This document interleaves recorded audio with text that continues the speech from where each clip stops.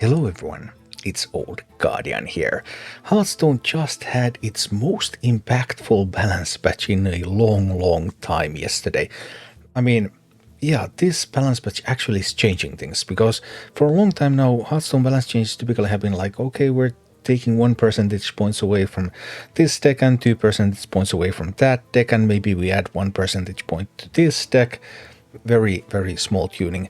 This time the effects are major, and I expect that it's going to take several days for the mettle to settle. It might even take more than a week for the mettle to settle after this. This is like the relaunch of March of the Lich King.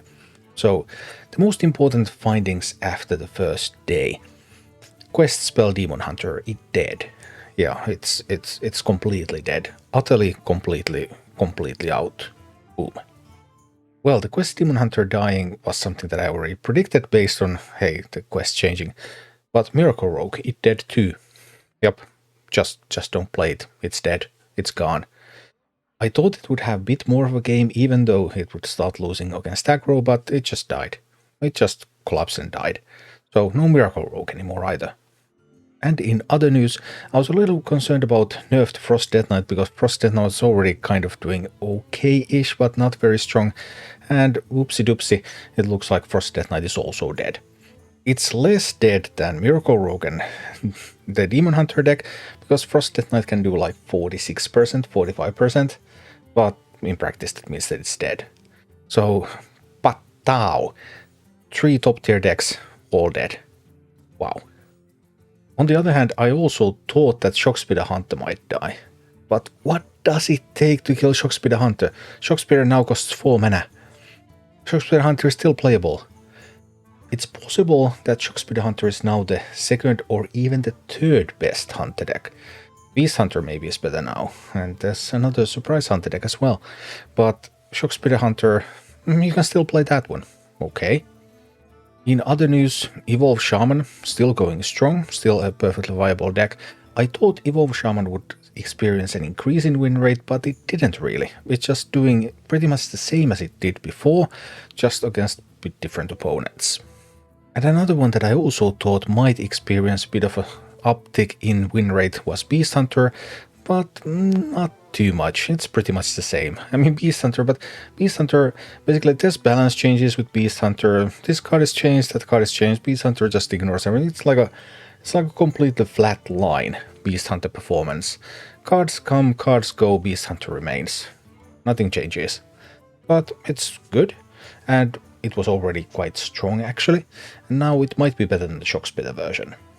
When it comes to early winners of the balance patch, we have Pure Paladin. Pure Paladin is having a great time. And then we have Face Hunter. Face Hunter was already on my top decks list in the last report that I made before the balance changes, and Face Hunter seems to be getting better. And Face Hunter even has the potential to become the best Hunter deck in this meta. That's pretty interesting. But the early big winners of the patch, the biggest winner of the patch is Curse Imp Warlock, because Curse Imp Warlock was struggling to maintain relevancy. Imp Warlock, the regular version was better. Curse Imp Warlock, I mean, can it do 50%? Does it dip under 50%? Now it just jumped to like 60% win rate, doing really great. It's better than the regular Imp Warlock, but the regular Imp Warlock is also still doing well. So, yeah, Curse Imp Warlock, one of the big winners, early winners, mind you. This is just the first day. And the other big early winner is Big Spell Mage and Mage in general. But Mage had the advantage, Mage already had playable decks. I mean, Mage decks were better than Curse Imp Warlock already. So Big Spell Mage, Ping Mage, Aggro Mage. All of those Mage decks are playable. Big Spell Mage looks like it is the best one of them. So that's what happened early on. And early in the new meta, people are still playing the old decks. They're just experimenting a little bit. Okay, well, how do these old decks function in this new environment with these new changes? And now it's apparent that some of the decks died, and it's apparent that some of the decks got a lot better because those decks died. So the next phase is going to be, okay, well, what is going to be countering these? What is going to be countering mages? What is going to be countering Curse Imp Warlocks? And then we start to see, okay, how resistant are these decks to being countered, and how good those counter decks are, and then we start to build the new meta from there. But after the first day, this is what it all looks like.